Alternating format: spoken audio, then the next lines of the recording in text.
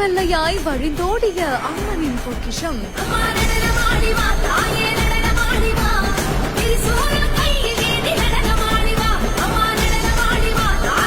எங்க ஆத்தா எங்களுக்காக இறங்கி வந்துட்டா என்று ஒற்றை வேப்ப மரத்தையே ஊரே சேர்ந்து வணங்கிய அதிசய காட்சிகள்.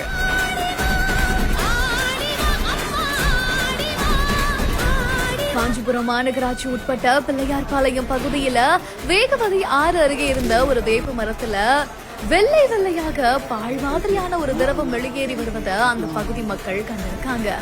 உடனடியா எங்க ஆத்தா எங்களுக்காக இறங்கி வந்துட்டா என்று வேப்ப மரத்துக்கு மஞ்சள் நிற புடவை அணிவித்து மஞ்சள் குங்குமம் வைத்து விளக்கேற்றி பூஜை செஞ்சிருக்காங்க.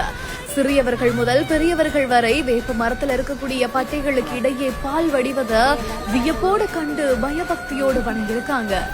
இது குறித்தான இந்த ஒரு காணொலி இப்போ இணையதளங்கள்ல வைரல் ஆகிட்டு வருது.